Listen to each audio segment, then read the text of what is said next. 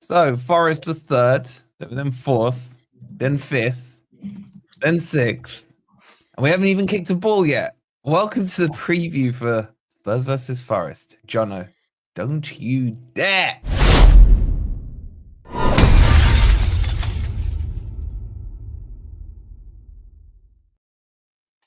Evening, everybody. How are you doing? I think is the question on everyone's mind because the meltdowns are real all over the place. As always, make sure you've hit that like button. Make sure you've subscribed if you are new as well. And we're going to get into it all. And as always on here, if you are feeling panicky, then feel panicky. If you are feeling calm, feel calm. Don't let anyone tell you how or how not you should feel. There isn't any policing here. So there's a poll in the chat, though. I want to know if you're panicking or not. Let us know in the comments. And there's been a fair bit of panicking on the WhatsApp groups. I can attest to that. But yeah, get your comments in. There's a few saying panicking, a few saying calm and all that. It's going to be an interesting one. All right, boys, let's take stock very quickly. Right, so currently Forest are 6th in the league, ahead of Villa, who I would say is the last. Are we all in agreement on that? No one's chucking anyone in under Villa? Yeah. Yeah, okay. So 6th out of 5, what is it? 4 out of 5 out of 7. 3 out of 5. No, 3 out of 5. Yeah. If you're saying if we'll grant that Liverpool and Arsenal are in, so 3 out of 5, right? We were in pole position for a long time, guys, long time, and now we're sitting 6th. And there's only one question to start this off with, and it's exactly that, Owen. And there's only one person we can ask that question to. And could you read that comment, please? Is this a must-win game? Admit it. Of course, it's not a must-win game. We could lose. Well, of course it's not. We could lose tomorrow and win the next 5. So how can it be a must-win game? However, having said that, from a personal opinion point of view, yes. If you get breaking news, say that again. For me personally, not logically, but personally. Yes, it's a must-win game. I think if we lose tomorrow, draw not so bad to be honest. But if we lose, because we've got that extra point above Villa with the goal difference. Okay, so that helps for now. For now, yeah. But you got if we lose tomorrow, I mean, I've almost given up anyway. If I'm honest. Where's your head at, Anne? Talk to me. My head. I've had a rotten week. Yeah. Not in my personal life, but. You know, Forest is a big part of my life, obviously. Did you realise what you've just done, Anne? Anne said it. It's time to panic. But sorry, obviously, yeah. Forest are a big part of my life. So I've had a rotten week thinking about it, going over and over all the permutations, thinking of that last-minute goal we let in against Everton. And then we come to the weekend's games, and every one of them was a killer because Man City were 1-0 down late in the game. Chelsea were 1-0 down. Sorry, Man City were 0-0 till the 84th. Sorry, Everton was 0-0, but that would have been a good result for us, a draw, yeah.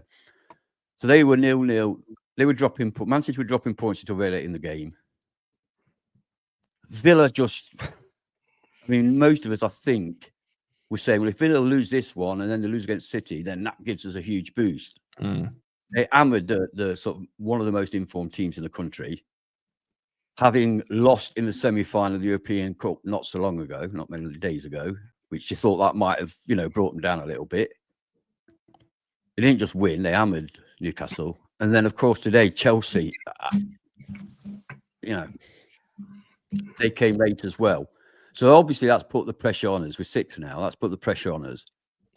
And that game against Everton has really, really upset me. What I saw in that game was capitulation, was nerves, was falling under the pressure. And the pressure is going to be no less tomorrow night. If you'd have asked me a month ago, would we beat Spurs? I would have laughed at you and said, It's not even a question. We'll go to Spurs and win. That game on Saturday, I'm afraid, has done it for me.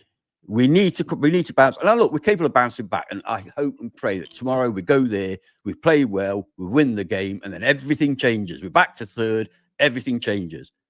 So that's why I say, for me personally, it's a must-win game. It's not logically, because as I say, we could lose tomorrow and win the next 5. But personally, it's a... And is it fair to say you kind of flip-flop the Oh, result? yeah, I do flip-flop. I'm very reactionary, yes. Yes, I am, yes. And it's like Murillo. I told Murillo off last week. I love the guy. He's been magnificent all season. And I hope he's magnificent. And I expect him to be magnificent again on tomorrow night. And if he is, I'll love him again. That's what football should be. That's And what if he's football's not, always been. And if he's not, you got way too much game on your other side mind. of his face. And by the way, people, you may be aware there's been a bit of backlash to my statement that he needs a slap in the face. For God's sake, calm yourselves. It's a joke. I don't want Murillo to be slapped in the face. It's a metaphorical slap in the face, like a telling off, if you like. So don't get all upset about me saying. Ben, you got really so much gain, man. Very petty, very petty. You know, I mean, if you're a football fan and you go down if you're lucky enough to go to the ground, you'll hear a lot worse than that. I promise you. And football fans have always been like that, but for some reason in today's modern age, you're not allowed to actually say anything. You know. And what I need you to say now is, do you think? No, let's save the "do you think" we'll make your question towards the end. Let's build. I can answer it. They're easy, but we'll keep. I don't want to know, man. Not in the mood you're in. All right. So, has Ant helped your mood or embedded in more of your panic, chat? At the moment, there's a poll going on in the chat. 64 of you are panicking. 65% of you are panicking now, and 35% of you are not panicking. Okay. I think everybody's got a right to be not necessarily panicking. I mean, you know, that's an emotive word, but I think you'd be foolish not to be concerned.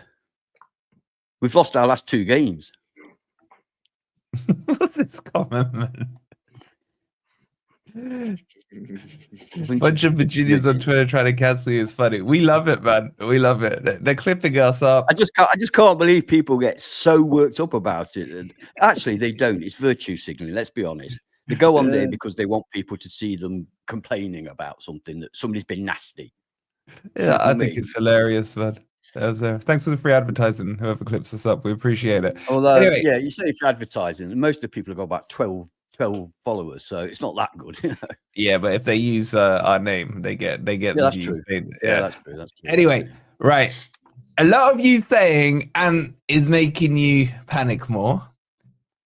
Let's see what Rob has to say. Right. Where are you on this, Rob? I'm going to use it. Has that made you feel worse or better? The same. I'm going to use a technical term now, which is cognitive dissonance. And it's where you can have 2 exactly contradictory ideas in your mind at the same time, right? So on the one hand, I'm thinking, really, we cannot ask any more from this group of players. They've massively exceeded expectations this season. We are almost nailed on for some form of European football. We've had away wins at Old Trafford. Sorry, Rob, one sec. Ben, you got so much gain. It pops every time you. We're on for. We've had away wins at Old Trafford and Anfield. We've had amazing memories, and we are now in a situation where we're scrapping with teams who are far better equipped for this struggle. We are underdogs, and I still think that whatever happens, well done, and we have to appreciate what's been achieved. So that's on the one hand, okay? Yep. On the other hand, we have spent most of this season in 3rd place. I've been checking the league table about once every 15 minutes, dreading the end of the season. And if these guys throw this away now, it is a bottle job on a par with Stoke, Yeovil, the 8-1, Billy Davis, and Des Walker's 2 own goals. Another one for the fucking collection, right? And if they do that, you're cheering me up, Rob. You're making me laugh. But, so the problem is trying to reconcile those completely different mindsets is very difficult. But all I would say is that things have massively changed over the last week, because if you'd asked me a week ago, I would have said, I don't give a shit about the cup. Champions League is all that matters. Now I'm thinking like, well, that's gone, but we might win the FA Cup. So I'm really looking forward to that now. I think we've got a decent chance of that. You might even say that our chance of winning the FA Cup is now better than our chance of Champions League, simply because with the way that the other 4 teams have all hit form at the same time, it's just whereas the FA Cup, it's just 2 games, and it's going to go to penalties, and we're good at penalties. So I don't know. At least we are still in the cup. So who would have said that? About a month ago when we were 3rd in the table and the cup was a distant dream. So look, if we come out of this season and we've ended up in the Europa League or the Conference, but we've won the FA Cup, that's not bad, is it? It'll be a fantastic season. Yeah, exactly. Amazing season. Yeah. But it would okay, but let's not do this whole amazing. I mean, nothing's been achieved.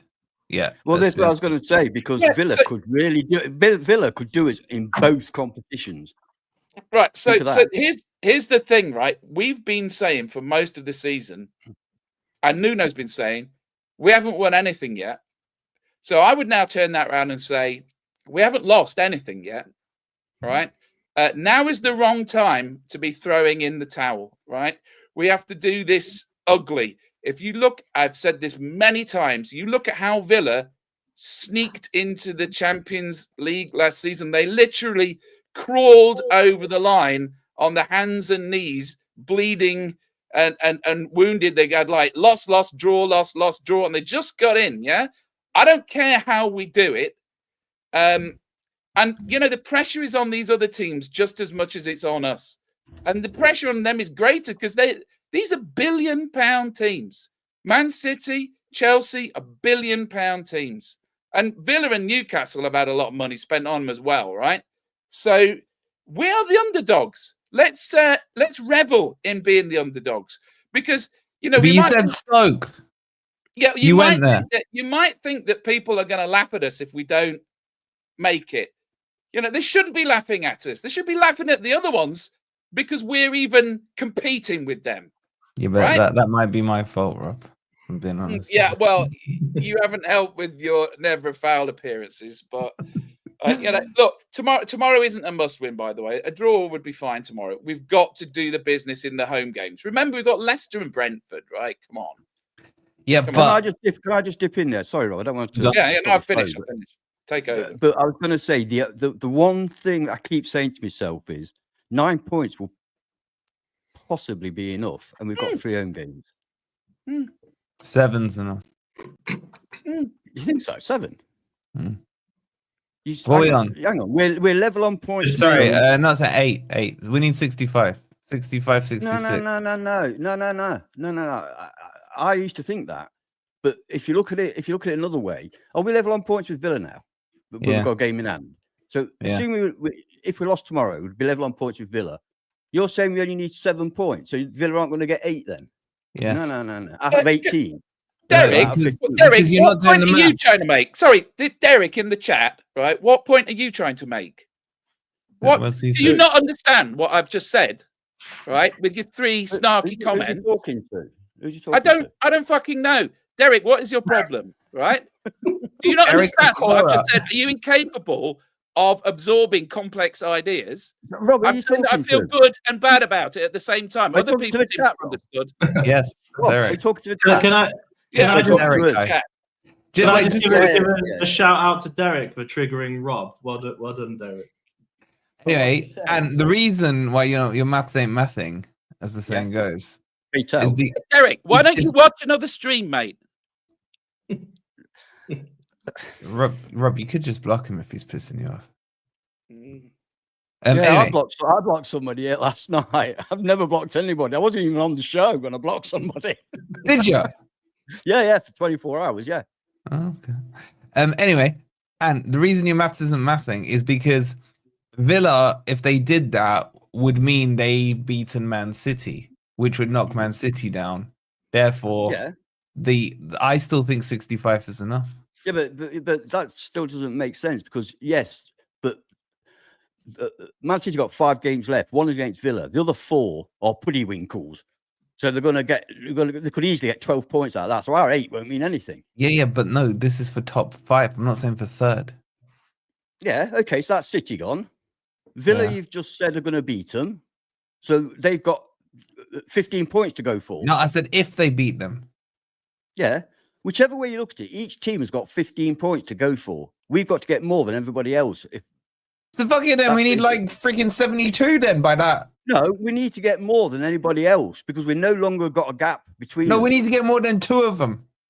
Yes, we have. And we won't. Because those 2 are Man City and Villa, who are both brilliant teams with massive squads. No, they're not. It's Chelsea and we're going down the and path. Villa. Our trajectory is that way. Not if we beat Spurs tomorrow, man.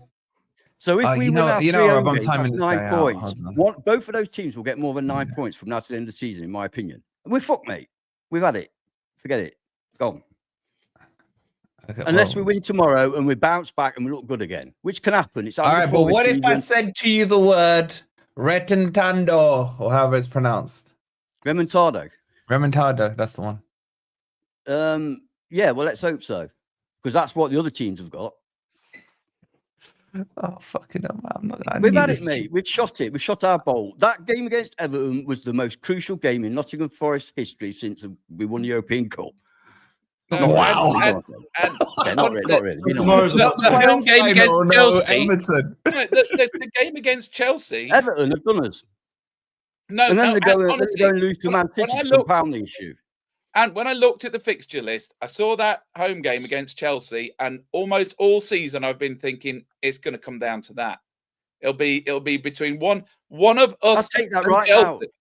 I take that right now. But Chelsea, I don't think will be involved. I don't think they'll be involved. Well, I don't know.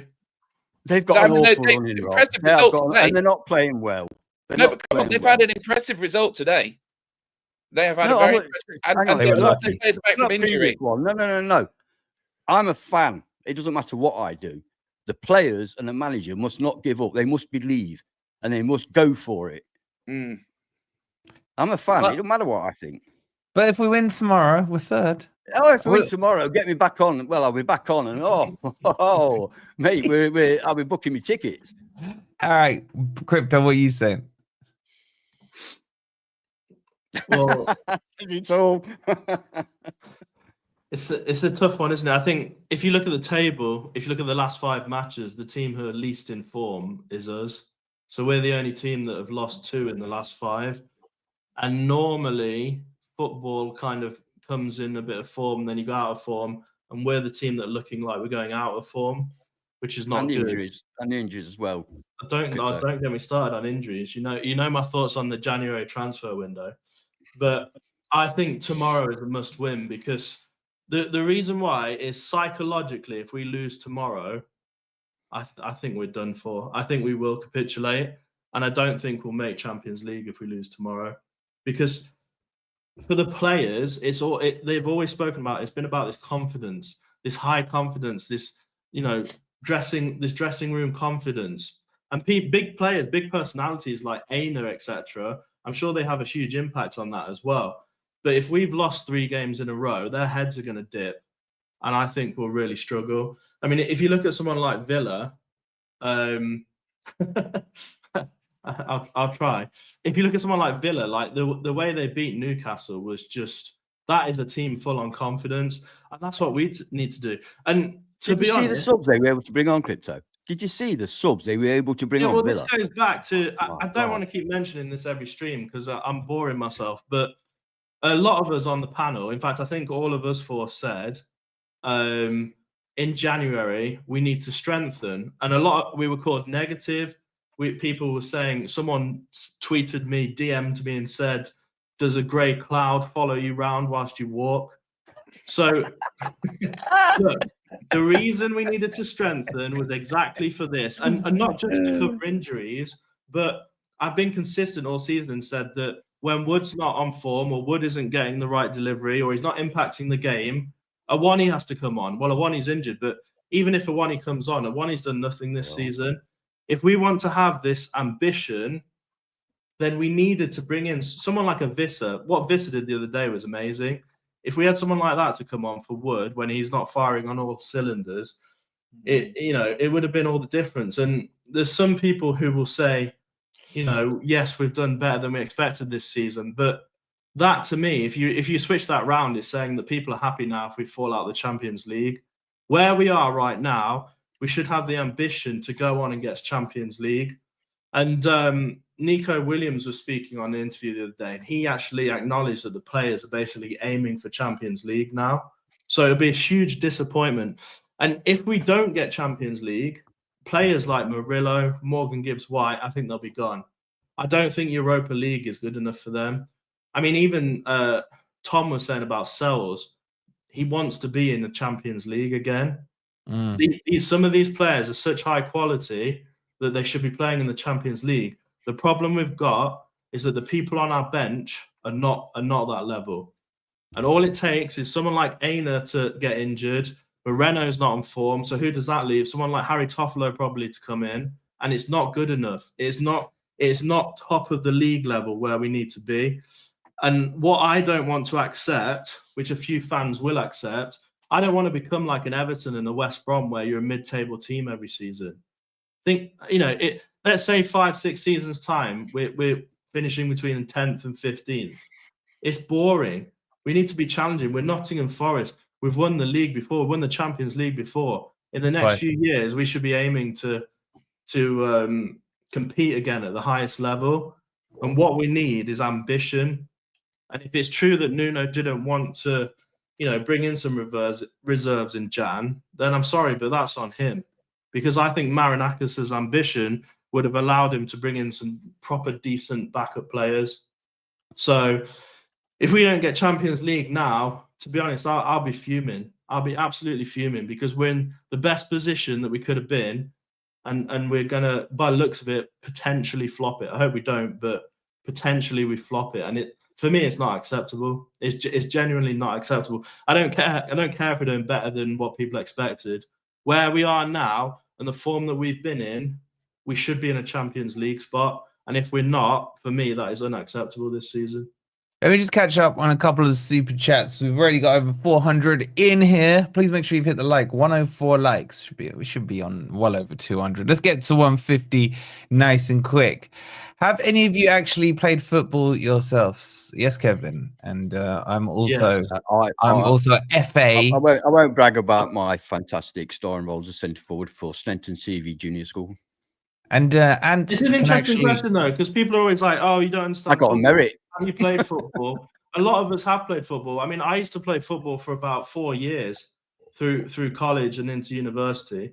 So we're not just a bunch of. I coach football. And I am FA.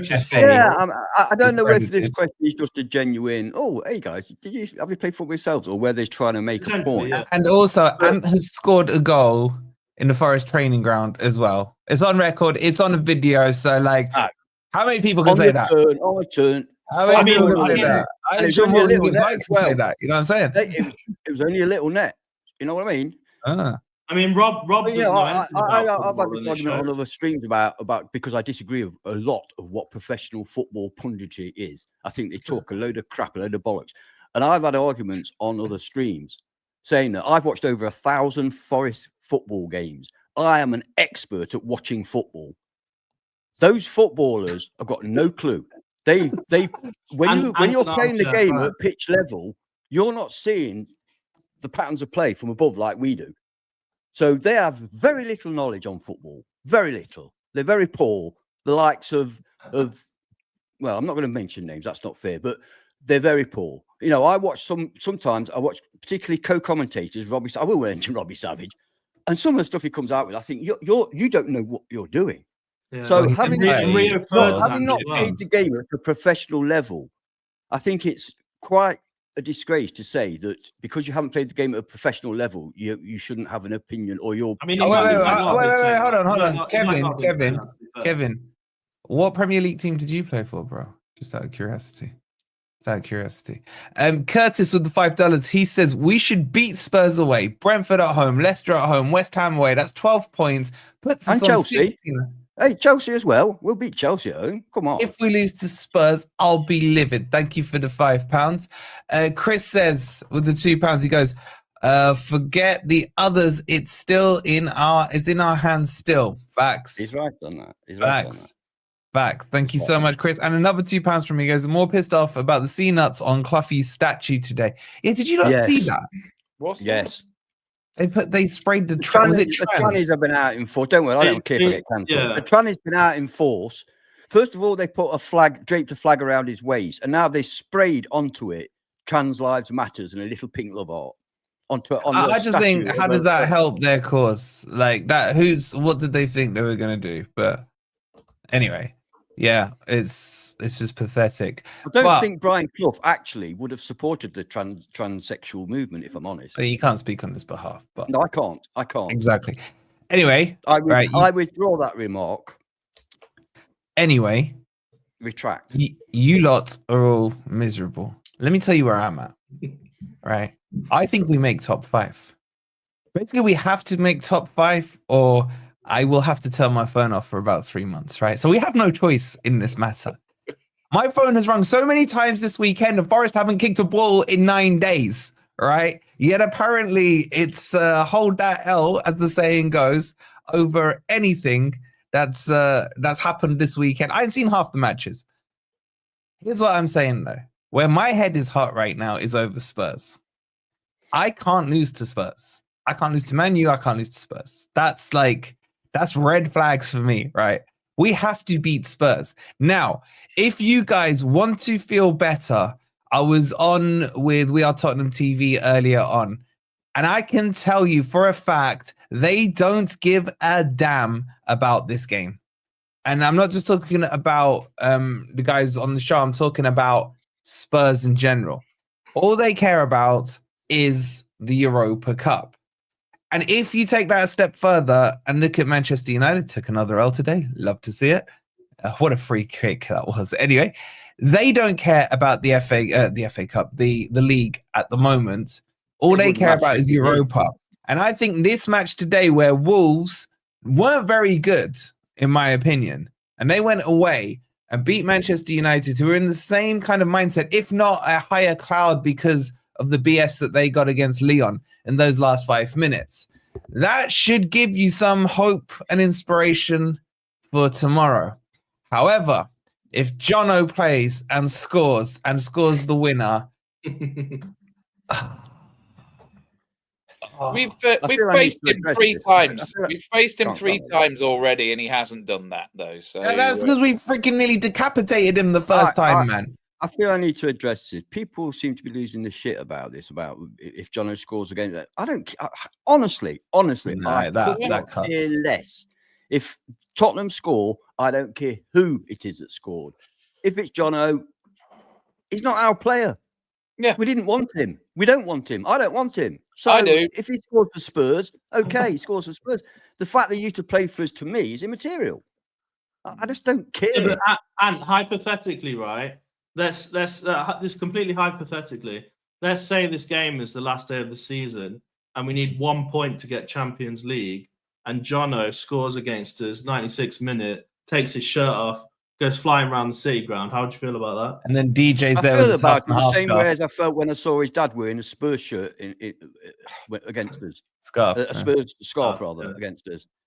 Well, it would be terribly disrespectful on a personal level. But the fact that it's an ex-Forest player wouldn't be what I was angry about. I'd be angry about the fact that he showed no respect. But he's a Forest fan, isn't he? Yeah, he's a Forest fan. Yeah.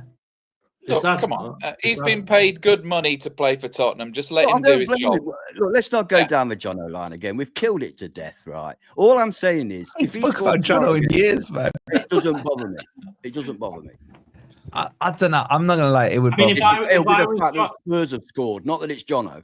If I was Jono tomorrow, I'd take one for the team and score as many own goals as I could before I got. I was thinking that, you know, if it was me, I'd do that. I just from the kickoff, I just go and knock it in my own net.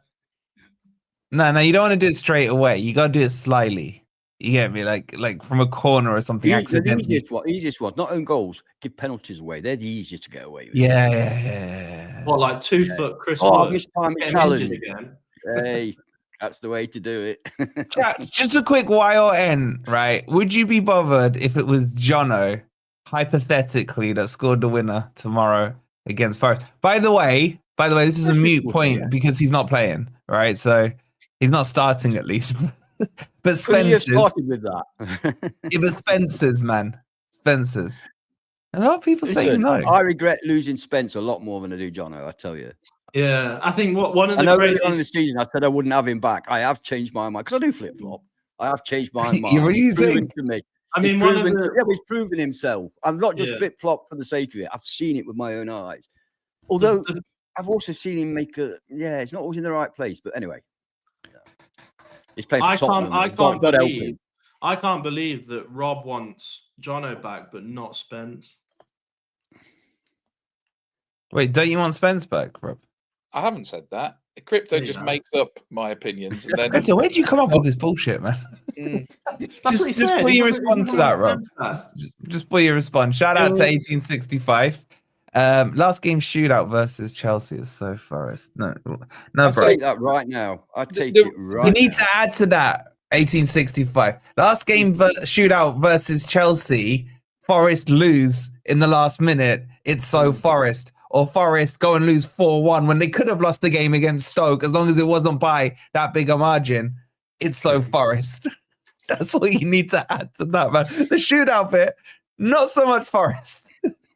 So the end result. About Spence and Johnson. Perhaps it's being positive.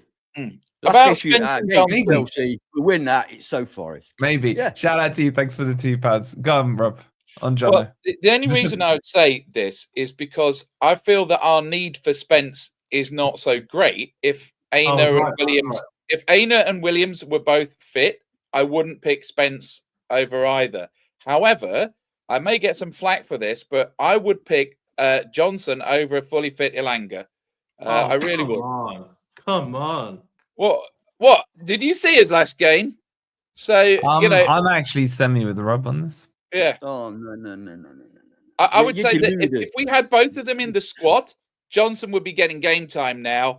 Spence would only be getting game time if Williams or Aina is injured, which is the case at the moment. But no.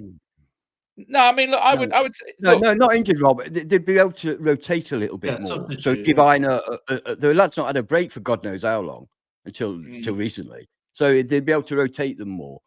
So we need a poll on this because Elanga is twice the player Johnson will ever be. Okay, so why has Johnson got 16 goals? Elanga, when he's good, is really, really good. But he has these long periods where he's just not there. You know, he's had... So up until about Christmas, we were tearing our hair out over him. We were saying, why didn't he pick Jota? Why didn't we take the 50 million from Newcastle? Then he suddenly turned it on. And he was kind of like the best player in the league for a few games. Then he went off again.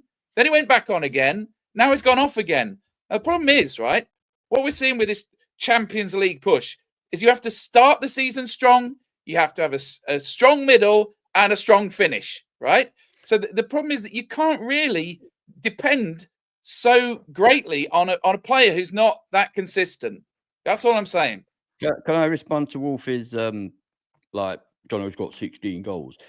It's a very, very silly thing to compare players from different teams in that respect. The amount of chances that Johnson gets put on a play, if you look at the majority of his goals, he's not beating players and scoring goals. He's tapping in from the front. Nothing wrong with that. You've got to be there. Brilliant. He's brilliant at it, right?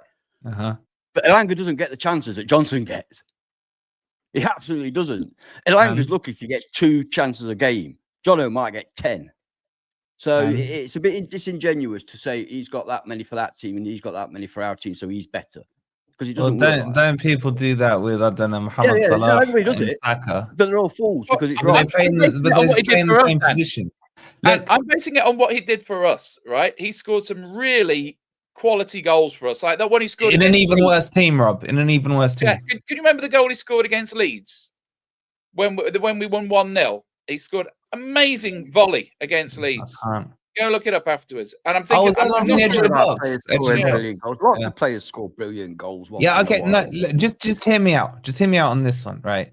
The reason I'm leaning, I haven't fallen towards Rob. Pause.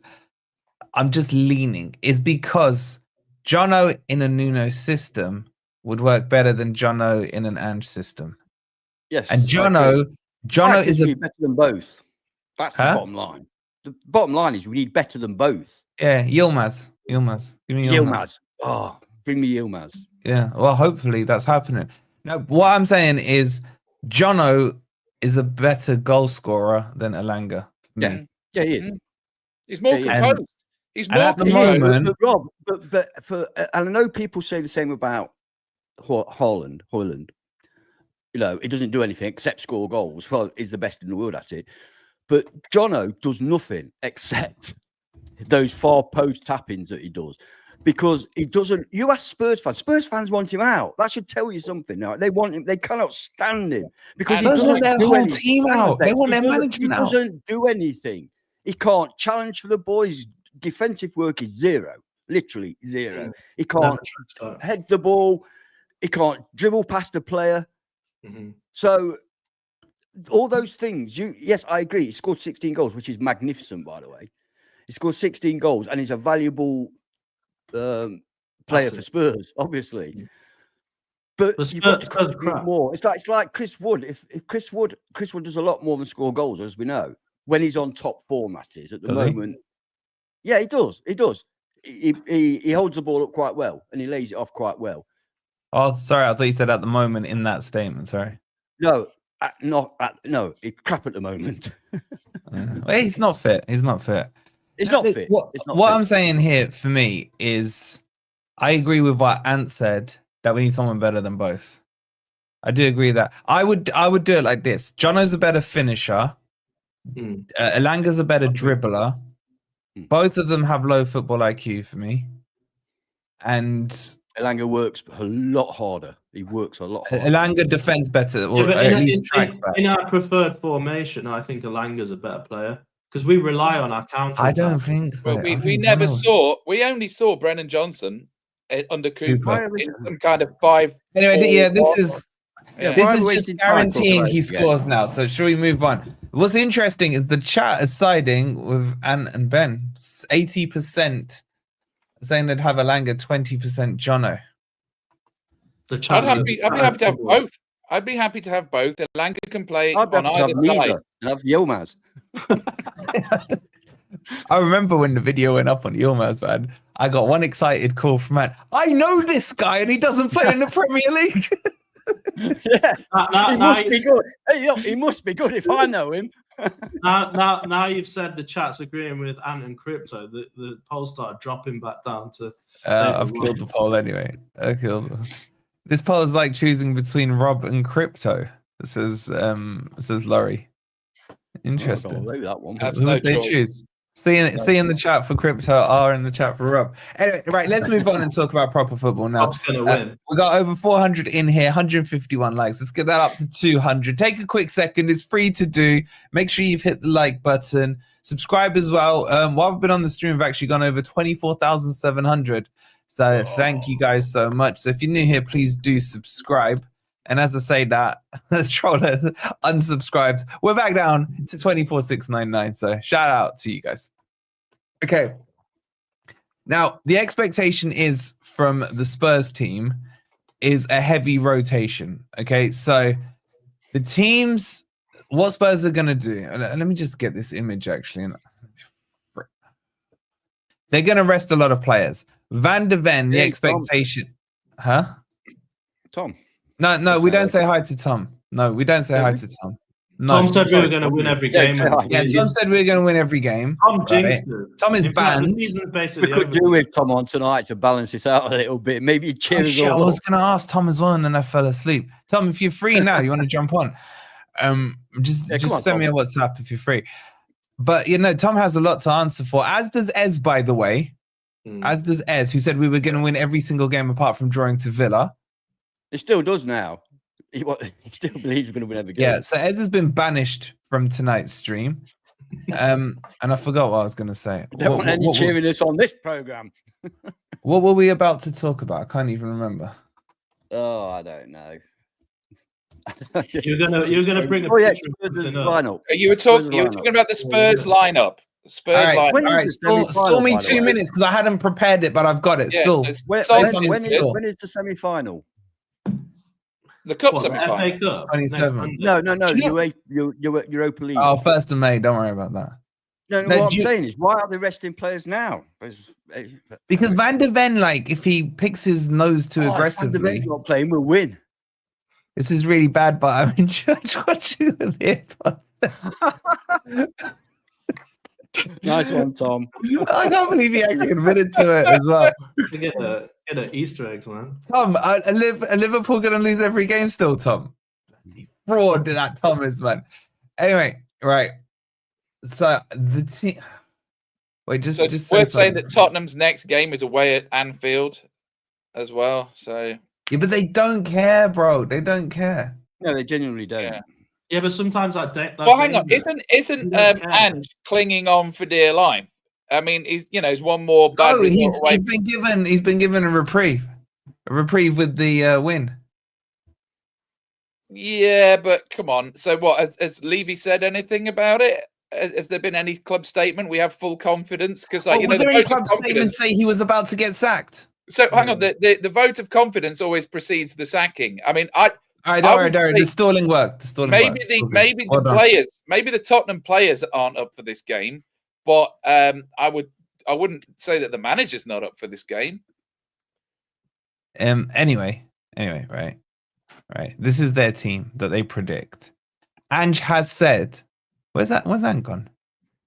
Oh, you're there. Sorry. Okay. Yeah. It's weird. Anyway, Ange has said that they're making at least 5 changes. Okay. Now, so this is what the Spurs team is going to look like according to our mates over at We Are Tottenham TV, right? Vicario in goal. It's going to be I would say it's more a 4-3-3 in that formation. A bit dynamic. So they're going to put Vicario in goal. They're going to rest Pedro Porridge and put Gray in. They're going to go Romero and Danso. Now, Romero could actually be Davis. Please be Davis. Please be Davis, man. I'd love to see Davis in there. If it's Davis now, he's going to score. Spencer left back. Romero's in it. To be honest, I don't rate Romero that high. He's had a couple of good games, though. And then he's capable of being an excellent player, but he's not hot-headed. Just don't say that, and then something happens, right? And then everyone's going to say it's your fault, Ant. I don't care. Yeah. And by the way, shout out to Matt over on Forest All Over. Make sure you subscribe. Look how handsome he looks in his picture, man. Catfish. You can tell the actors, can't you? He doesn't look anything like that in real life. Nothing like that in real life. So he didn't look like that when he was eating a burger at the Trent Nav. Innit? Yeah. Off the floor. But shout out to Matt with the 4.99. And he's negative, Nelly. By the way, so is Chris. It's all a facade with Chris. It's all a facade. Thank you so much. Make sure you subscribed. Some of our mods could put their link in there and get them to 1,000 subscribers. Much love. And Sharky as well with the £5. He goes, my hair is getting grey and falling out. Stress. Need an FA Cup and the season to end before I'm bald. Sharky, you're a liar, right? Thank you for the £5. But boys, was he not saying the other day in the WhatsApp group that he's not stressed and he's all cool and calm? What's happened now, Sharky, right? Shit hit the fan. He is the catfish now. Thank you so much, Sharky. Mark, do me a favor. Can you chuck Forest all over? A week ago. What? We were all cocky up until a week ago when we lost to Everton. Yeah, the problem is I'm still being cocky this week as well, even yesterday. Yeah, I know. Anyway, so the rest of their team, right? So you got Basuma, Sarr, and Kulusevski. And then they're gonna drop Jono. If they don't, then blame these two. And it'll be Odegaard. He's the one from Burnley, isn't it? Is he the one from Burnley from last season? I've seen him play a few times, and I've so far. I know what you're going to say before I say it, right? But so far, I've not been impressed. Great, he's scoring a hat trick. Yes, that's what I was calling. You can't all score a hat trick. Well, they could. It'd be a very heavy scoreline. It would kill our goal difference. Richarlison up front. Now, we all know last time he played at the City Ground what happened to him, but the player that did it to him is now his teammate. So he'll be up front. Oh, God, man. He's going to score, isn't he? He's better and then Tell's been crap. Tell's been utter crap. And they're trying to glaze him over his Frankfurt performance. I think he's absolutely crap. Yeah, it's been terrible. Now he's scoring a hat-trick. My worry with this is that if all the Spurs fans are saying there's no pressure, then that means all the pressure's on us. Yeah, it is, you idiot. But Crypto, what you got to try and realise is that these players that are coming in, they're gonna see this as a chance to. Yeah, they're going to try and prove themselves. Exactly. Yeah, so there is pressure on them in that respect. Yeah, but I don't. Yeah, but I don't. That's a different type of pressure, isn't it? That's like it is. But it's pressure. They're going to try really, but really hard. You could also say that we've got a fairly settled team, not one that's particularly on form. No, we haven't. No, we've got a settled lineup. We've got a settled lineup, not one that's settled. Who's the back four then, Rob? It's settled lineup of yours. Yeah, who's the back four? Okay, right. You know what I'm trying to say. We're going to be using pretty much 9 out of the usual 11 players, right? So if they do a full rotation, remember we did a full rotation before the cup games. And then we were poor in those cup games and had to win on penalties because we did a full rotation. So at least we go into it where we've got a settled squad. They're all out of form. No. We don't know whether Hudson-Odoi is going to be playing or not. We don't know whether Elanga is going to be playing or not. We don't know. We haven't known whether Wood's going to be playing or not. I know. Marino. They all are. Toffolo. Yeah, Danilo, the likelihood is that what I'm trying to make is that it's the most unsettled side I think I've seen. No, I've just mentioned about 8 players, Rob, that we don't know whether they're going to be in or not. We are about to have another one of our discussions about the meaning of a word, and people find it very tedious. What I mean by settled is a predictable lineup, right? So Tottenham started the season, they picked up a lot of injuries and they had to bring in people that weren't normally playing.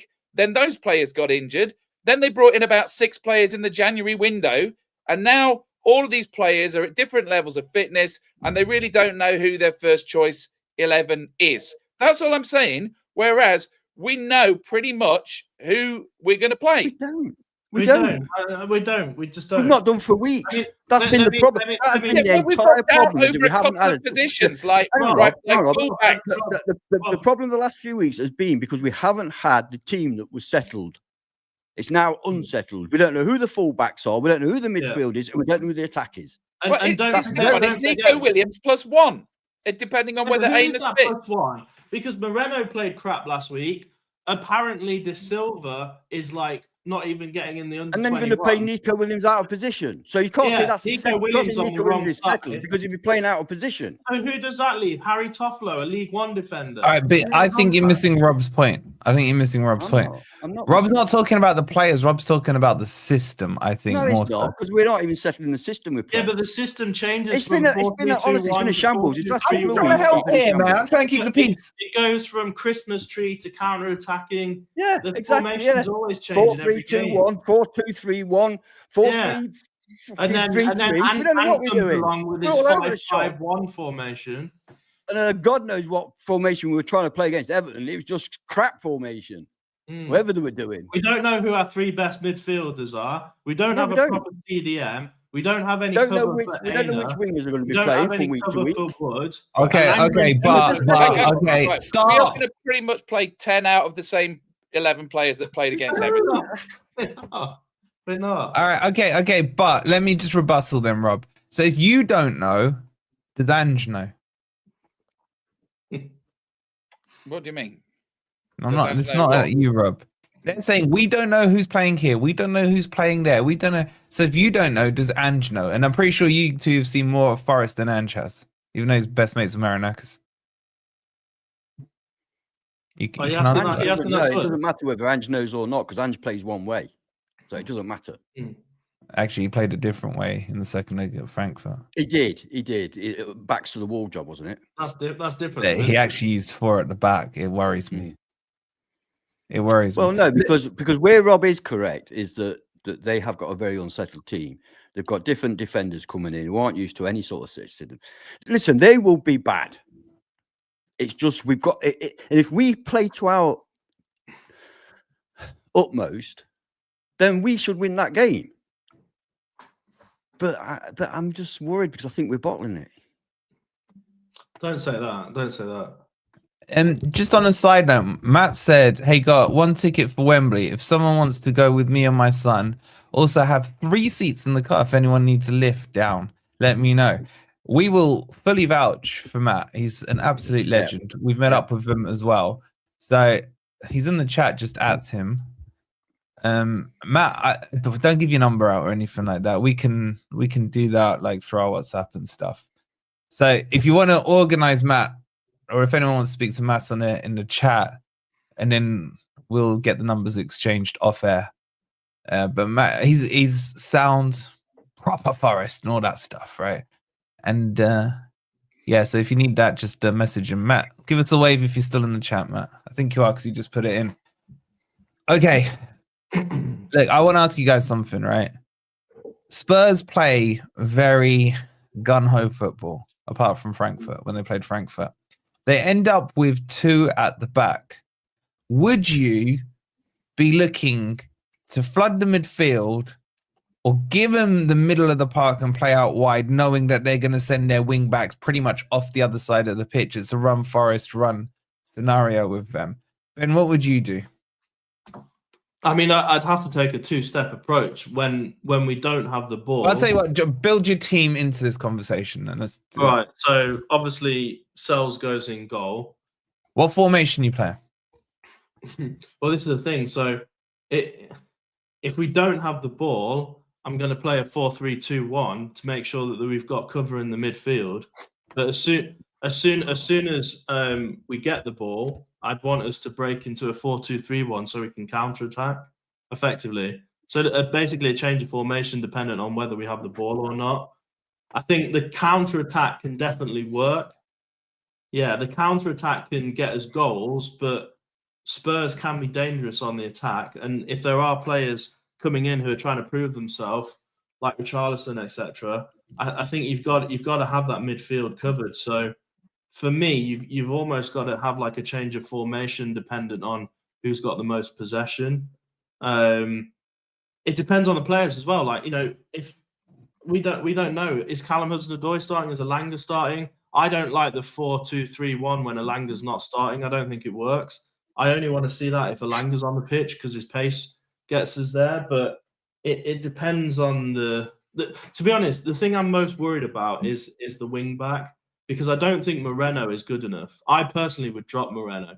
I mean, if it was up to me, I'd bring De Silva in, but the likelihood of that happening, I mean, he doesn't even make the bench. Okay, but realistically, are you going to bring in a kid, a very talented kid, by the way, in the run-in with 5 games to go, fighting for it was in essence as an extra 100 to 150 million quid, and you're going to put that responsibility on the shoulder? How old is he? I think is he 19? 19, yeah. Yeah, 100%. Are you really gonna put? And I rate him. I think he is top quality talent, but not yet.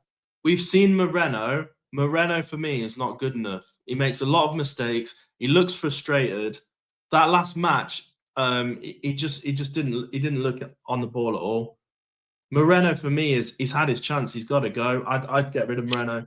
Not only that, Crypto, but it weakens us in a position at left back where Nico Williams has been superb all season. I don't like taking him away from that position. Yeah, exactly. You're weakening 2 positions instead of 1. Well, that was going to be my point, is that I want Nico Williams in that left back. And the only way you can really do that is to bring on a more natural right back, who is De Silva. The other option is, of course, Harry Toffolo. I mean, I've always been consistent on Harry Toffolo. I just don't think he's good enough for the Premier League. He gets ran past a lot. He gets turned a lot, Harry Toffolo.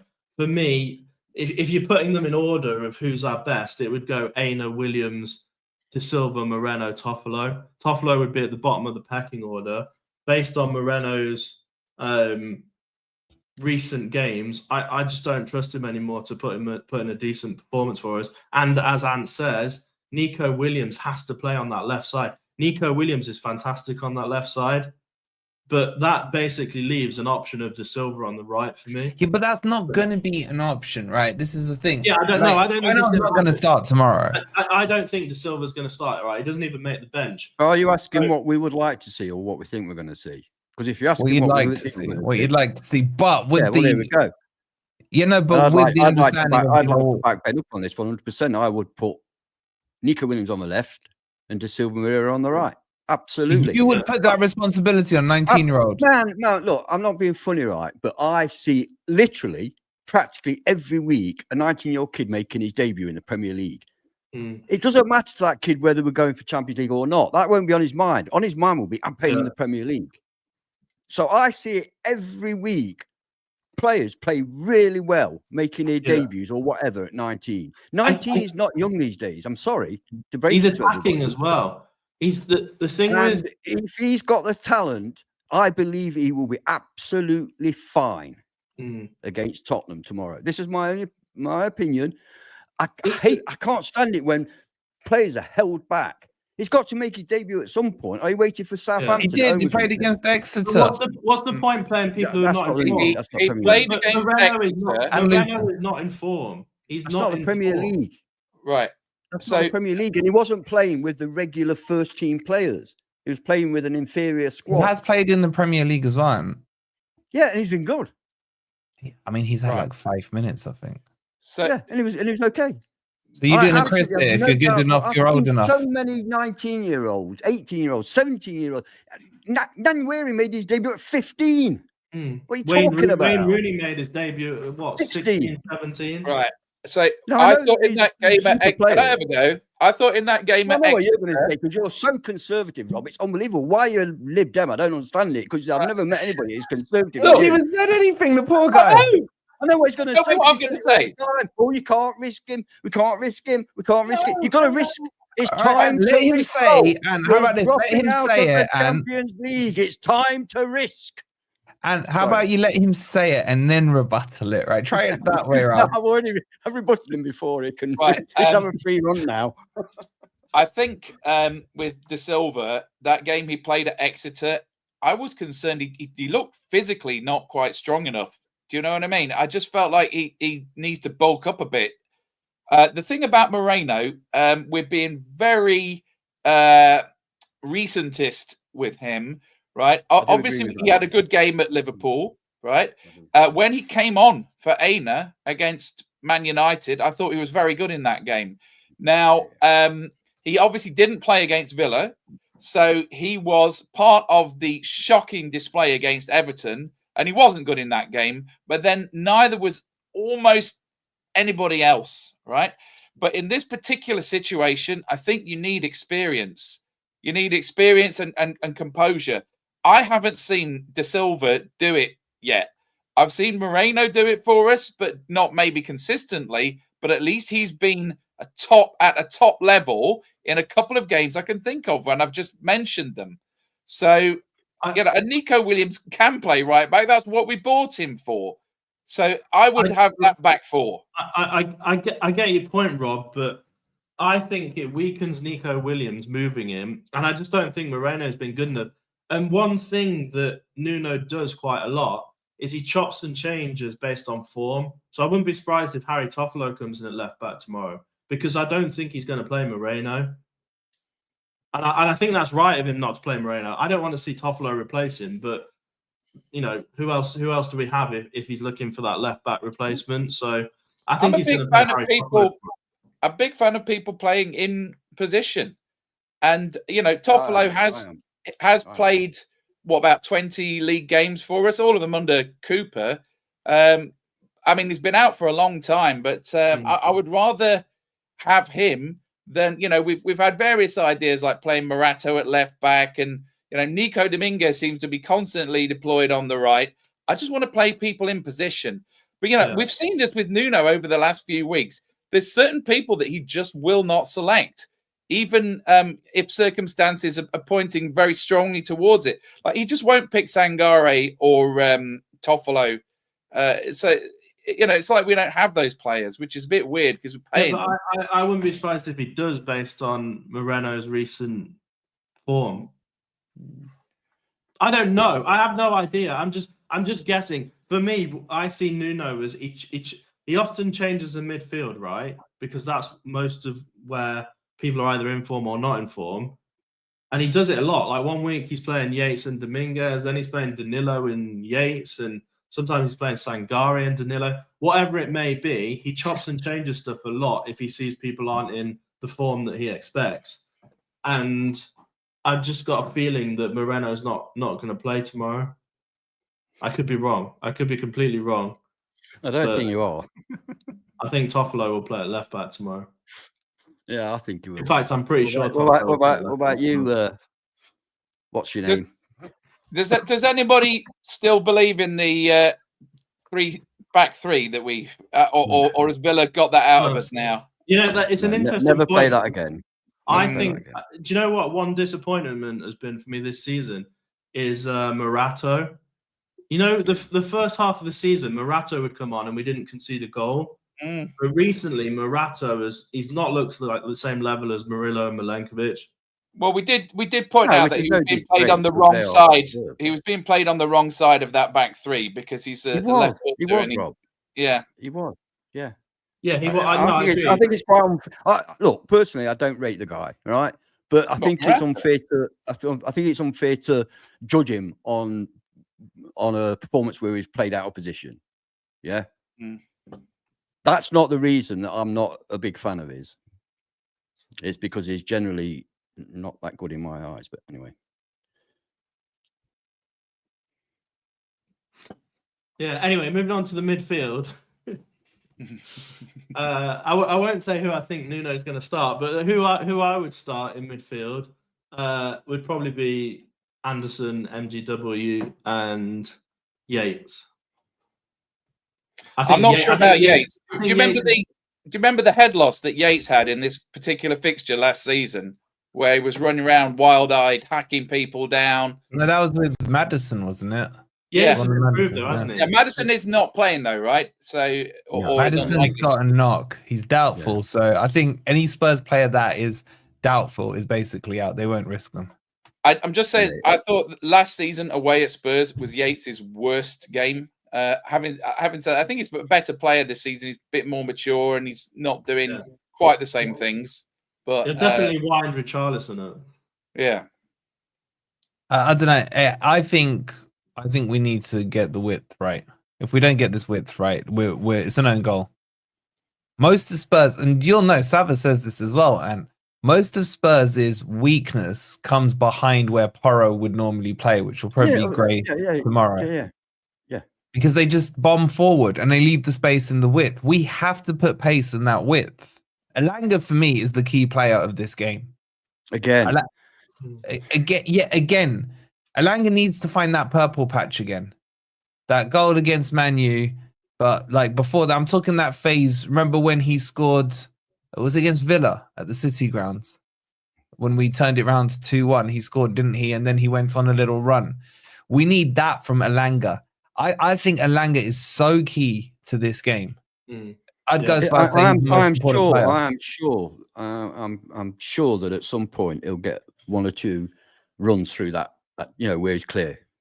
You know what I mean? Especially if Van der Ven's not playing. He's the only one there that's got real pace. Yeah, that's the key thing. Would you put him up? Because it's going to be Danso and probably Romero. So I would be tempted to put Elanga on the left-hand side just to attack their right-back space that they will leave.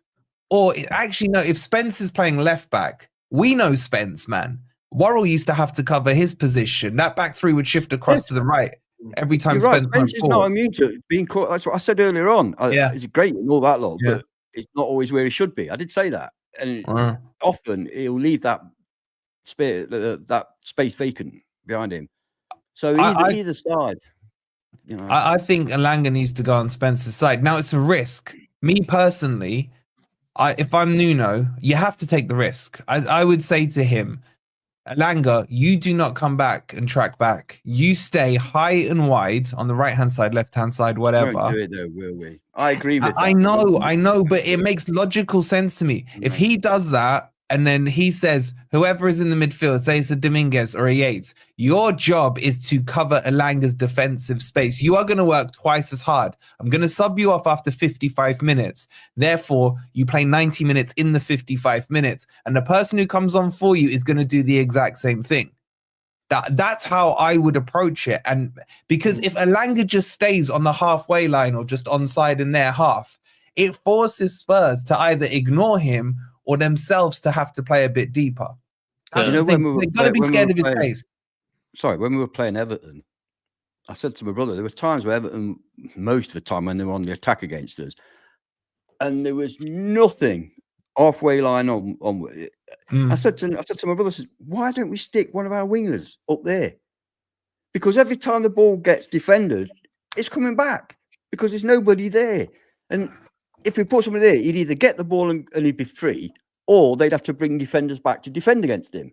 I just can't understand. We were defending. This is why I'm so upset about that game. We were so deep unnecessarily. It was ridiculous. And if we do that against Spurs, it'll be a disaster because they're wide open at the back. We know that. Everybody knows that. They're wide open at the back. And we have got the pace and we have got the midfield passer. I use the word singularly. And actually, no, Anderson can pass as well. So we have got passers that can get the ball to them. But will we do it? I don't even think it needs to come from the midfield. This is the game where I'd be like, okay, Murillo, you get the ball, you swing that boot across it, go diagonal to the right hand side and get it not at Elanga, in behind their defense and let him run over it. Doesn't have to be that accurate. It just has to hit an area. It just has to hit an area. Yeah, and keep doing it. And if Spurs do learn, and if Ange does learn, and they back off, then you bring the midfield into the game. Then you bring Anderson and Morgan Gibbs-White into the game, and that's how you try it. I'm trying to get a little bit of vibe here. I'm trying to get a little bit, you know. I know, but as you a little said, bit of belief coming back. You convinced me, Wolfie. I'm getting a bit of belief. Yeah, but you've got to match up against the weaknesses of their team, and you have to take a risk. I know Nuno's philosophy is clean sheet at all costs, but as I said last week, give me 4-3. Give me 4-3 every week. Every week now until the end. Exactly. This game. Yeah, we need 3 points. Every team Spurs come up against, they give them chances. If we have 10 outfield players in our own half and we do not create chances, that's on Nuno's tactics. 100%. I'll say it from now before a ball's been kicked. He has to take a risk and he has to say, you stay up. Even send Chris Wood deeper because Chris Wood ain't fast. Leave Elanga out wide on the right or down the middle, wherever you want to put him. Chris Wood covers it. Like Chris Wood's a good covering player. I've seen him do some great tackles over the season. But that's how it has to be. Nuno has to be a little more expansive on this. Now, I'm not saying go gun-ho. I'm just saying have that one target player in Elanga. Counter-attacking. This is a perfect game for counter-attacking, right? I mean, but they've got to get their SH1T together.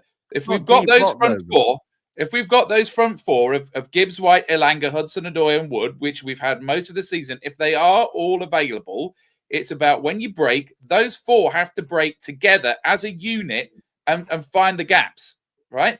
Now, the one thing that gives me optimism when I look at that Spurs lineup with basically 5 attackers, and it looks like there's if they have one guy on his own in the midfield, that's what Brighton did against us. Right? That's what Spurs do, Rob. That's what Spurs do. So, look, I think I'm a big fan of the very pragmatic football that Nuno's been playing this season, right? You know, we've beaten Man City and Man United with basically one shot on target, and we've just completely shut them out. That's how you have to do it. But tomorrow, I think they just need to have a go. They just need to have a go. Because when I think about it, let's think about Newcastle and Villa, games that we thought that we were out of, and that we came sort of roaring back in the second half. That's what we've got to do. We've got to show that. So what they've got to do is turn up to Spurs tomorrow and not be scared, right? Because I tell you, that was against Everton. They looked scared. They really looked scared. I just felt it. I felt like they had no confidence in anything, and they were just trying to cling on for a point at the end. Whereas I don't think you have to have that at Spurs. Just go out and play your game like you did in the second half against Villa. Second half against Villa, we were having like a shot every 2 minutes.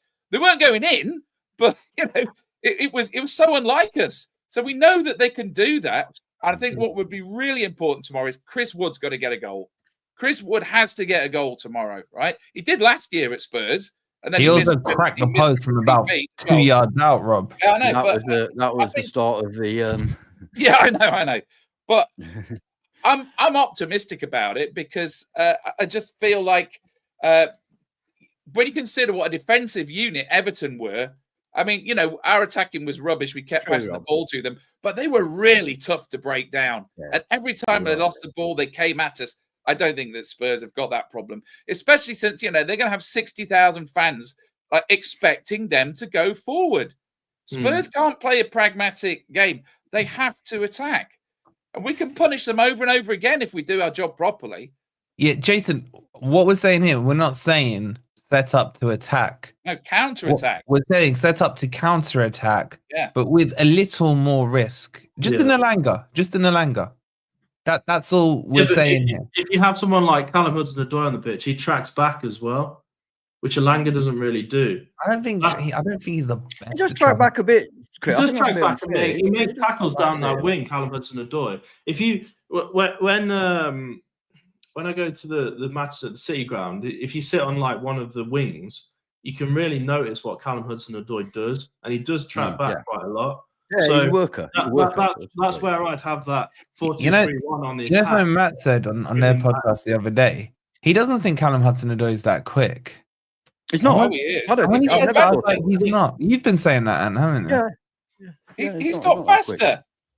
Remember what he did against Wolves? He runs. Remember the second goal against Wolves? Second goal against Wolves, he went past the guy on the outside, completely did him for pace and cut it back. Yeah. Rob, there's a difference between because a player is not considered like Elanga is lightning, right? If you're not that, it doesn't mean you're slow. You can have good pace, but not be lightning. Now, I wouldn't say Hudson-Odoi is slow, but I don't think he's lightning. No, I think he's got faster. I think if he was, he might go on the outside a bit more. You know what I mean? You got to remember the injury he had, right? Which was an Achilles injury, which inhibits you a little bit in doing sprints or bursts of sprints, right? So for his first season playing for us, Hudson-Odoi, he was the sort of slow dribbler, take people on. But I feel like the staff must have worked on that, because this season I've seen him do people for pace. I feel like he's actually got faster, and it may be that they've been particularly working on the conditioning and giving him the confidence to make those sprints, because I've seen that be part of his game this season. But what I didn't see against Everton, boys, I don't really want to go back to the Everton game, but when he came up against O'Brien, he never took him on the outside. And O'Brien is a really good defender. That's not what he does. O'Brien's not quick, though. He's not that quick. He's a centre-back. But can I say that I think the most important thing that we need to improve on, that could be the difference between winning and losing this game, is we've got to improve our passing, because against Everton it was atrocious.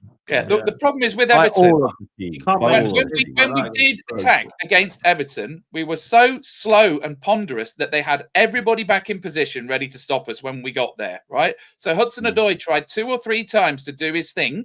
He managed to get about 1 shot on target out of it and 1 sort of blocked. We barely attacked, Rob. We barely attacked, and that's because we couldn't pass the ball out of defence. Yeah, we were so slow. Yeah, we couldn't pass, so we had to bring it slowly. And Everton were all back in position, just waiting to win the ball and counter-attack us. I think that he's going to get more space against Spurs. Spurs are going to be less well-organised. They're going to have more people committed forward. And you remember when he has done that goal, think about Sheffield United last season. He can pull that goal out a lot easier when he hasn't got to go past 3 guys, right? And I think he's going to have the space to do it. So I think it could be a good game for him tomorrow. We may see the goal. Hope so. There's a prediction. Okay, Jack, just quickly, still got well over 400 in here. 203 likes. Can we get up to 250? It would be much obliged. And don't forget to check out our second channel, which we're kind of growing away in the background, the Footy Network. I've just pinned it to the chat for you there. We're on 2,594 subscribers there. So if you're not subscribed, it's more overview of the Premier League as we build that up as well. So if we get 6 subscribers tonight to that, to bring it up to 2,600, it'd be much love and much appreciated. And Mark's even put it in the comments for you as well there. Okay, right. Let's get into the prediction side of things. I kind of feel a bit like I've given you guys a little pep talk with my tactics there. Maybe just improved your outlooks of the games a little bit. Maybe the chat are as well. I don't know. What I'm saying is, I don't know if it will happen, but that's how I would approach it. Let's do some predictions. Chat, get your predictions here. NFFC 2000 saying 1-1, sadly. 1-1's not a disaster. It's not a disaster. Curtis, bloody hell. Curtis going 4-1. I mean, I hope you're right, bro. 2-1 says Tommy Boy. 3-1 says David. Kitty going for a draw. That's the Mediterranean in her, man. Just so all 1-all. 3-3. I can't deal with the 3-3 on the watch along. Don't forget, we'll have the watch along for it tomorrow. Andy's saying 2-0. Matt saying 2-0. A few 2-0s. You said 1-0. All right, get your scores in there. Let's do the score predictions. Go on, Rob. Kick us off. 2-2. Yeah, Tricky Mickey. I'm saying 0-0 here. 2-2. You think it'll be a draw? Well, I think I'll end up that way. But I mean, both teams will be disappointed they didn't win. But it'll be 2-2. Which won't be a bad result for us, by the way. Is that a head loss result or not? No, look, a draw, and then we're back in the top 5 again. So it's just, that would be fine. It depends. After the 2 results we've just had, it would be an improvement. If we concede in the 96th minute to a suicide pass from Murillo, it would be a head loss. It would be, wouldn't it? Brian. Okay, but what if we equalise in the 96th minute? With a Murillo screamer from 30 yards. 40 yards. Yeah. You know what? If he finally scores a screamer to qualify us for the Champions League, I'll forgive all his other long shots that haven't gone in. I really will. All right. What are you saying then, Ben? I mean, I was going to say 2-2, but Rob said it, which is... Are you guys seriously thinking about a draw here? I'm thinking about a draw, yeah. I mean, I think 1-1 or 2-2. I was going to say 2-2, so... I think there'll be some decent attacking, but from both teams effectively. So we'll almost cancel ourselves out, but we'll see. We'll see. My predictions are usually wrong, so are Rob. So it's highly likely. It's highly likely it won't be 2-2. Seeing so both me and Rob are saying it. You know what? This is an interesting point from Mark. He goes 9 days rest. Nuno thrashed them in training. Transitions comes back 4-0. I think Nuno is going so hell-bent on a clean sheet thing especially after the Everton thing.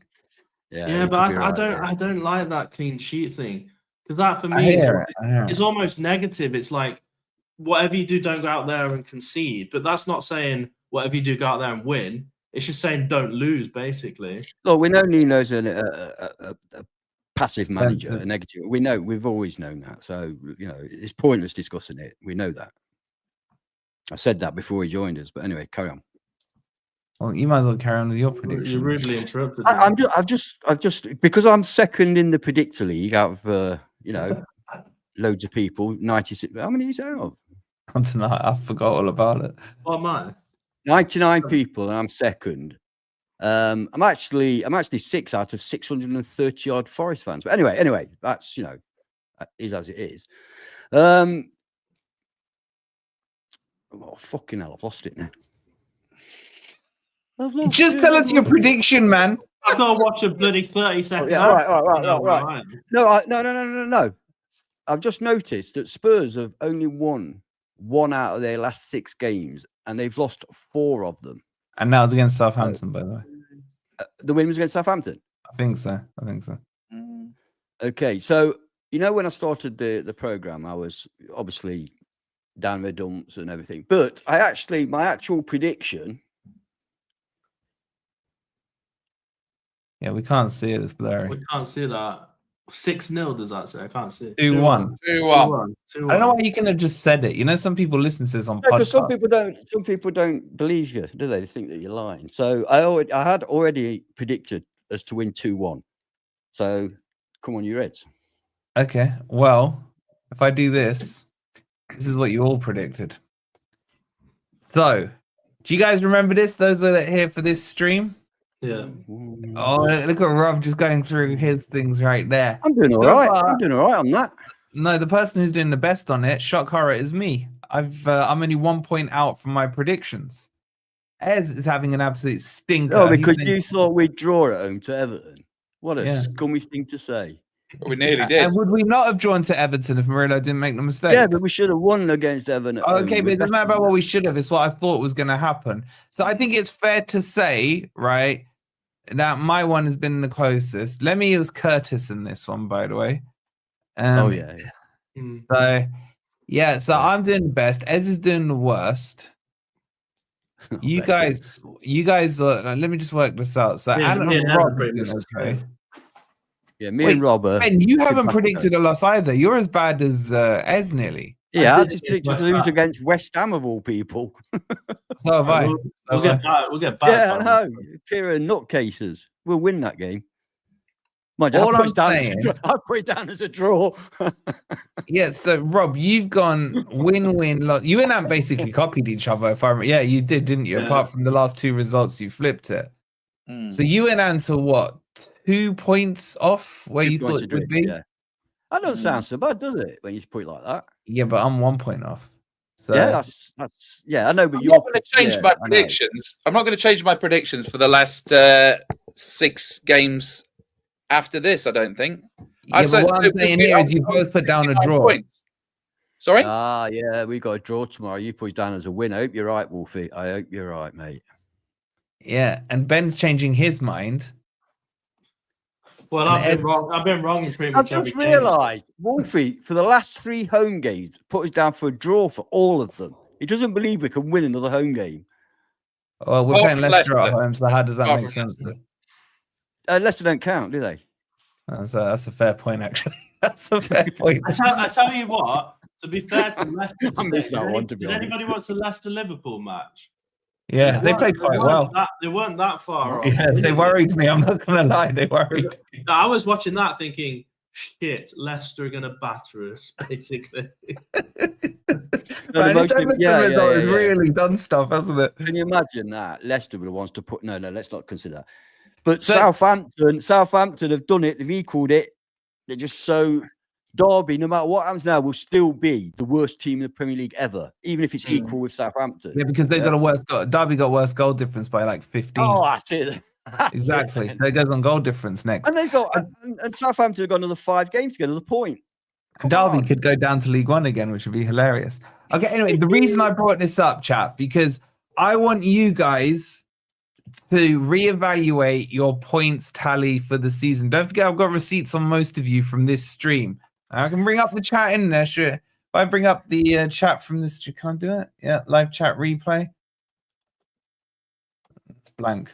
No, that's a bloody photo, isn't it? It's not a photo. I just put. Oh, it's because I got the stream paused. Wait, if I play it. Anyway, it doesn't matter. I want your total points tally now. So, boys, I brought this up on screen. Are you revising your points tally? And we'll start with you. You went for 72 points. You're already on a trajectory of 70. If the rest of your results come in based on what you've got right and wrong. So I do believe we'll beat Brentford. I believe Palace have hit the buffers. So I believe we can get a draw there. I believe we'll beat Leicester at home. We can certainly get a draw. Yeah, I'll stick with that. So you're saying 70 points? Obviously, it'll be 70 points now, obviously. Okay. Ben? No, I'm not feeling confident. I think we're going to maybe get about 64, 65. 64, 65. Wait, what results are you changing from yours there? So I think a draw tomorrow. I think maybe Brentford or Crystal Palace will beat us. And maybe you said Leicester would beat us as well. Maybe Chelsea draw. I don't know. The fucking season's over. It's all gone to shit. Hey, Ben, I started off like that at the beginning of the stream, but then when I look at these results, I've hardly changed. I'm looking at this table. It's even worse because I've gone like win, and they're all bloody wrong. So wait, what point? Just run it through. What point tally are you ending up on? I'm gonna go draw tomorrow. Is the Brentford one away or is it home? Home. Right, I'll go draw. Crystal Palace is away, right? Yeah. I'm gonna go draw, loss, win. Palace have capitulated, mate. Because of this FA Cup. Draw. What's that? Stop saying draw, man. How many points? 5. That's like 62 points. 63, something like that. 63. 63 points I'm going. So you've gone from 72 points. You're knocking 9 points off your tally. Yeah, but we're fucking wank, so. All right, what are you saying, Rob? Right, so nobody saw the Everton result coming. So if we change that from a win to a loss... Didn't. So you're on 69 as things stand. That would mean I'm on 69.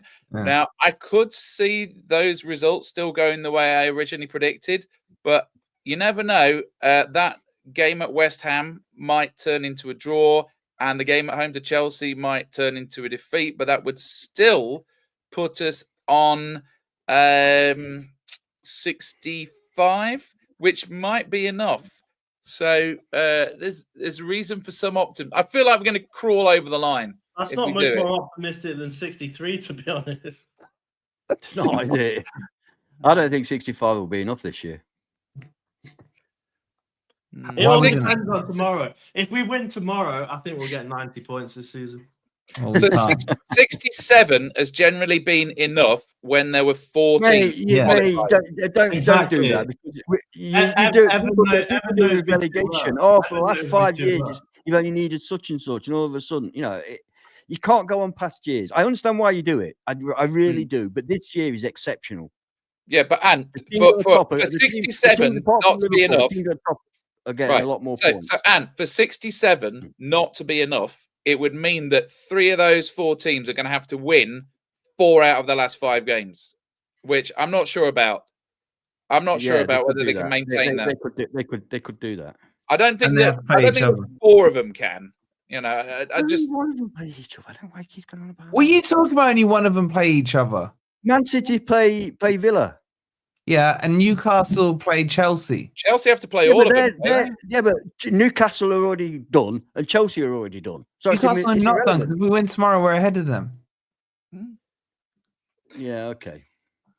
Let's win tomorrow. I'll tell you what, let's win tomorrow, and then I'll be an entirely different person. If we win, I've got to go on a Tottenham channel on Tuesday. So with probably the most disrespectful Spurs fan towards Forest that there is on YouTube. So my God, shout out to Sava. We could do with a win, so I can go on there. To be fair to him, he likes Forest. He just don't like me. Yeah, true. Yeah, I know, but it could spill over to the rest of us. You got to catch my strains on that show. I know. When I go on there, we spend the first 20 minutes slagging Wolfie off. Bro, what about like what I had yesterday on? What was it? Was yesterday Saturday or it was Saturday, wasn't it? I was being held accounted first on Never a Foul yesterday. I ain't kicked a ball, man. And they're all coming at me because Man City and who's the other one? That one, Villa one. I was like, okay, wait till I kick a ball. Man, Forest, you better. I'm saying, man. I'm saying. It'll be so sweet. I tell you, there are so many people. It's the risk and rewarding, isn't it? Like, if we fail, we've got to accept all the flack. But if we win, if we succeed, my God. We are this close. We are this close to me becoming more unbearable. It's part of it, you got to be honest. It's part of it. Part of the disappointment will be, obviously, there's the disappointment for your club not being competed in Europe, but there's also, what's coming. All this, I told you so. I told you Forest couldn't. I told you they wouldn't last. I told you they'd bottle it. I told you they couldn't cope with the pressure. We've heard it for so long that it would be so nice to ram those words back down those people's throats. And can I just say one other thing as well? That even if we come 6th, right? There's always a great season, mate. There's always next season. There's always next season. No, there's not. We've already been told we're going back into obscurity. So look, even if we come 6th, and even if there is one high-profile departure over the summer. I think that the recruitment team have just done such a good job with the last 3 or 4 people that they've brought in. I could see us being a lot stronger next season. So, we need to be. Yeah. Just 1 second. Sorry, Ben. Sorry, HM. Nice try, but that picture that I just showed you was from a stream dating 1 month ago. So, nice try, Habibi. Nice try. Sorry, Ben, go on. We've got to focus on this season. I don't know. Saying there's always next season, we could get bloody relegated next season. I'm not saying that this season is not important. Person in the chat and crypto. I'm not saying that this season is not important, but I mean, I've spent a month stressing about this, and it's not a life or death situation. I think that if next season, next season we will have a stronger squad than what we've got now. We are going up against people that are better equipped than us this season. We're underdog. We're outsiders. It's a moonshot. Okay, that's all I'm saying. You say that, but if we don't get Champions League, I don't think we will have a stronger team than next season. I think it's hugely important for players to get Champions League for the quality of player we want to attract. And I genuinely think if we don't get Champions League, people like Murillo and MGW will be sold off. Well, forget all that, Ben, right? Forget all that. Because if we win tomorrow, we're getting second place. We'll finish. Even forget all that, right? And you will back me up, right? You're in some of the WhatsApp groups that I'm in with the rest of them. It's not even about results anymore. As soon as a goal goes in, it could be in the first minute of a game. About 20 different WhatsApp groups. And it's like, it's horrible. It's horrible. But then we've been lucky that for the vast majority of the season, it's been the other way around. So you got to take it. If you give it, you got to take it. Crazy right now. It's crazy right now. We might do a running stream with some of the guys. I might organize something. All right. Oh no, we've got Ed to face after this. Huh? Got Ez. Did you see the comment? We got Ez to face after this. Yeah. Put it back on. No, Ez, you got some crimes to answer. I reckon we just make an agreement. If we win Spurs tomorrow, we just delete this stream off YouTube. That would be good. Just carry on as we were. All right, just before we go, I want to get your opinion and the chat's opinion. So we did a video yesterday. Make sure you check it out on Morgan Gibbs-White and Man City. Right. We'll finish off with this. By the way, I need 3 more people to subscribe to the second channel. It's pinned in the link. We're on 2,597. Sort our OCD out. If 3 of you could subscribe, there are decent videos on there. I ain't saying they're groundbreaking videos, but they're decent. And there's a good community chat going on in there as well. So please do subscribe. It's completely free. Right. Morgan Gibbs-White. The rumors are getting stronger about him joining Man City. And there's been some tier 1 people dropping it. I think it was in the Times as well yesterday. Excuse me. Now, the talks are that Morgan Gibbs-White will be signing a new contract at Forest. That was the stories going around. Again, well sourced in January, I think it was. The club are going to open discussions up towards the end of the season to extend his contract.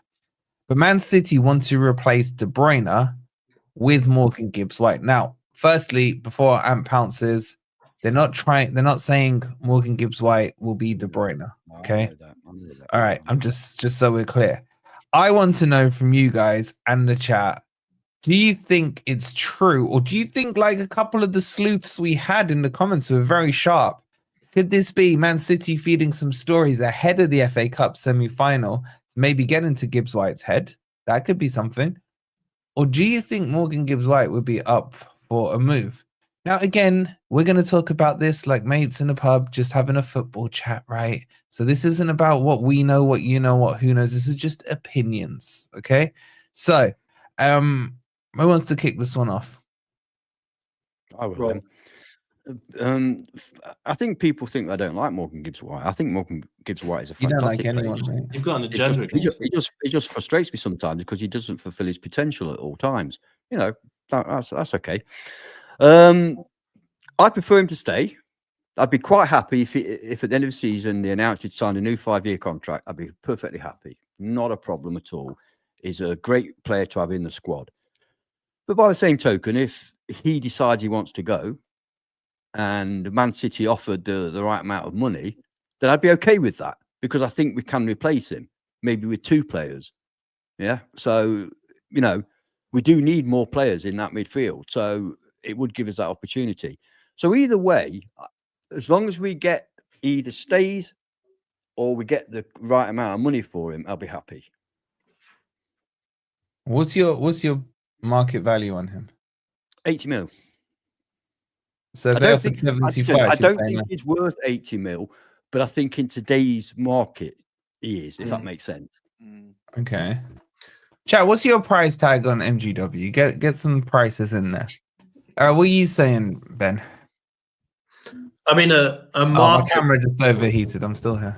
a market price for him, So hot. realistically. I wouldn't sell him. I think he's a fantastic player, and he's involved in a lot of our goals, whether it's a assist or a second assist. But realistically, I think he's probably 65 to 70 million, realistically. But I think he's just going to get better and better. And I'd keep him because he has so many goal involvements that unless we can get someone better in, I don't see the point of selling him. Can I just say, Ben, sorry to interrupt you, mate, but somebody made a remark that I absolutely agree with. I'd love Grealish as part of, you know, a swap. Well, Whether you want to add money you know on what, one side, that's fine. But I do like. I think in a Forest team, I think Grealish would cook. I'd doesn't take really Grealish, suit De Man Bruyne, and 50 mil for I MGW. think De Bruyne is done, mate. Honestly, he was terrible He can against still us. do a job. He can still do a job. I don't think he can. He wouldn't come anyway. Let's ignore that. He wouldn't come to Forest anyway. But Grealish, yeah, I'd be. There's a bit of an age difference there, though, isn't there? I mean, Grealish is yeah, further that's on why in it'd his be career. Grealish plus money, Rob. How old is I'd want Grealish? How old is Grealish? 29, 29, isn't he? Yeah. 29, yeah. So I also subscribe to the theory. I think this is Man City trying to sow discontent. I think nothing is below them, and nothing is below any of the teams that are involved in this particular scrap. And if they think they can, upset the dressing room by starting these rumours, then perhaps. I mean, Man City have been playing Marmoush in the number 10 role recently, and he's been doing perfectly well for them there. So I'm not sure that their need Correction, he's been playing on the left. Sorry. Well, okay, but I'm not sure that their need is. I'm not sure that their need is that great that they're going to spend that kind of money. I think his valuation is something between 60 and 80. In terms of the player himself, he's highly frustrating. But watching us without him, you just see that how important he is. I mean, his passing is sublime. He can't shoot for shit. So he's got obviously some pluses and minuses as a player. But like I say, when I've seen us without him in the team, we are really, really dreadful. So my concern is I don't know, the rest of you moved on, but I felt like when Johnson went, I felt like that was a big blow and we didn't necessarily replace him. I think it would be worse if Gibbs-White went. I feel like we really might struggle to create if he went. I mean, obviously we would start a replacement, but go on. No, I mean the number of times that think about that ball he played out to Hudson-Odoi against. No, I was referring to your Jono comment again. Yeah, no. Okay, well, I'm the only one that thinks that we never replace him and we feel the loss, but we miss his goals for certain. But I think that Gibbs-White is leaving. It would be the kind of player where you would probably feel his value more after he's gone. Now, in terms of his priorities, he really, really wants to play for England. And he might get more preferential treatment if he's at Man City. So that's sorry, Rob, but if he's at Man City and he's not playing in his right position, he's not getting game time, then he's fucked, mate. He won't get England. Oh, he's not. I've seen plenty of people called up in the last 2 call squad that haven't been playing in the right position. The trouble is, where does Foden fit in? Because wouldn't he be vying for that spot with Foden as well? So, I mean, he's a definite starter for Forest. But what I'm saying is that he goes into that team and he's vying with Marmoush and Grealish and Foden, and does he get in? So nobody's a definite starter at City. I mean, they paid 100 million for Grealish, and the guy he won the treble in his first year, and he's hardly played since. So nobody, Pep's losing it. And they are doing a restructure. They got Gundogan that needs to go. They've got Kovacic on the KDB. Their whole midfield needs a restructure. Obviously, they got Rodri coming back. But I get. So what are you saying, Rob? Do you believe the story or not? I think it's paper talk, and it may have been fueled a little bit by Man City official sources because we've got some. You know, we're vying with them in the league, and we've got to play them on Sunday, so it's a good way for them to sort of unsettle us a little bit. So that would be my. That's always a dangerous tactic. Don't you think that's? I agree. Man City and no Premier League club is above unsettling a player that's in a team that they're in competition with. I forgot what I was going to say now. I've got to spend that long explaining what I was going to say. I forgot. Carry on. It'll come back to me. All right. Well, all that will do then. All right. So let's wrap it up there. I'm so annoyed because it was such a good point. Tomorrow's the big day. I think there is a transfer video. There's so many transfer links, man. So there'll be a video out tonight for the members, for everyone else in the morning. And then, of course, it's the big one, man. Should I get my brother around for a watch? No. You know what? You really, really, really made a mistake cancelling the Predictor League this season. I know, man. Of all the time, 2 seasons of it, you had to put up with them two pricks. Yeah. Love them both, by the way. No, they're pricks. You know, Mo and Nick, I love them both, but you had to put up with all the superiority of them. And then this season, how glorious would it have been? Yeah, but if I'd done it, would we have had a good season as we are now? That's the thought. I did actually say to them a couple of months ago, should we start the Predictor League back up? And both of them were like, why? And I was like, exactly. What do you think? Exactly.